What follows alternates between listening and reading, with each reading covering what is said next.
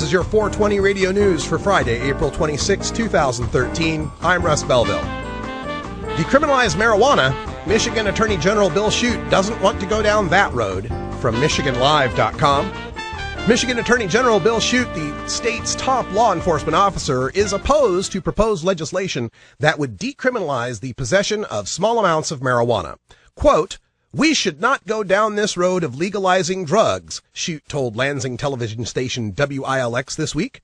"It exposes young kids, children, to even more potent drugs use, and I think that's not good for the future." End quote. House Bill 4623, introduced Wednesday by Democratic State Representative Jeff Irwin of Ann Arbor, would not legalize marijuana use in Michigan, but it would reduce the penalties for those caught with 1 ounce or less of the drug. Instead of a misdemeanor punishable by up to 1 year in jail, small-time possession would result in a civil infraction punishable by a fine of up to $25 for a first offense, $50 for a second offense, and $100 for subsequent offenses. A recent bill co-sponsored by Republican U.S. Representative Justin Amash of Michigan, titled the Respect State Marijuana Laws Act of 2013, would ensure that the federal government does not prosecute residents acting in accordance with state laws. New breathalyzer can detect marijuana, cocaine, and heroin, from U.S. News and World Report. Police might soon be able to detect more than just alcohol on their breathing test devices. A new Swedish-designed device can detect 12 different controlled substances, including methamphetamine, cocaine, heroin, morphine, and marijuana.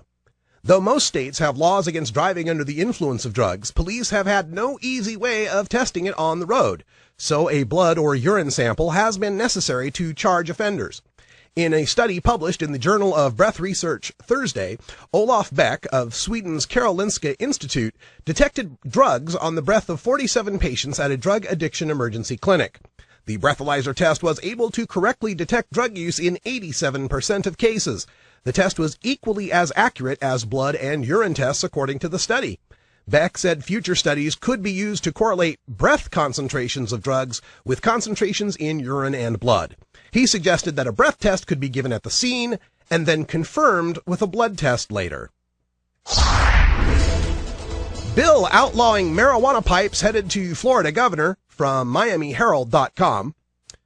Florida lawmakers have wrapped up work on legislation aimed at outlawing the sale of marijuana pipes known as bongs. The Senate passed the bill, HB 49, on a 31-2 vote Friday. The measure now goes to Governor Rick Scott for his consideration. State law currently allows certain retailers to sell the pipes. Any sale of marijuana pipes would be a first-degree misdemeanor if the bill becomes law. Second and subsequent violations would jump to a third-degree felony. Supporters say the bill sends a message against illegal drug use by making the pipes inaccessible at stores that are often close to schools. Senator Jeff Clements, Democrat of Lake Worth, voted against the bill. He argued that marijuana isn't a dangerous drug and should be allowed under the strict regulation. House Bill 49 does not ban duct tape, apples, honey bears, 2-liter bottles, Bic pens, or any of a number of things people can make bongs with. Washington judge tells police to return marijuana seized in traffic stop or else, from FoxNews.com. Police in Washington may soon find themselves in real trouble if they ignore a judge's order to return marijuana they seized from a man during a traffic stop. Municipal Court Judge Jack Emery told Tacoma police on Thursday to return the drug to Joseph L. Robertson within 7 days, or they could be found in contempt. The judge first ordered police to return the drug on February 28th, but they have refused. It was seized in May when an officer pulled over the Tacoma man for speeding. He was cited for driving without a license and misdemeanor marijuana possession. Prosecutors dismissed the drug charge in December after state voters decided to legalize small amounts of marijuana. Robertson then asked for his pot back and provided proof of medical marijuana authorization. And this Monday, we will be streaming live a press conference from the state capitol in Boise, Idaho. It will begin at 1 o'clock Pacific time, 2 o'clock Mountain time. We'll be covering the plight of the Idaho Three, Lindsay and Josh Reinhardt and Sarah Caldwell, their fight to get their kids back, and the fight for medical marijuana in one of America's reddest states.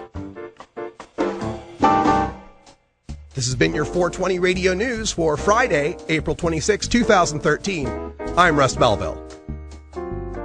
When we come back, we go behind the headlines and take a look at a new video of a reporter who got too high on the job. This is 420radio.org. You're listening to The Russ Belville Show. We'll be right back.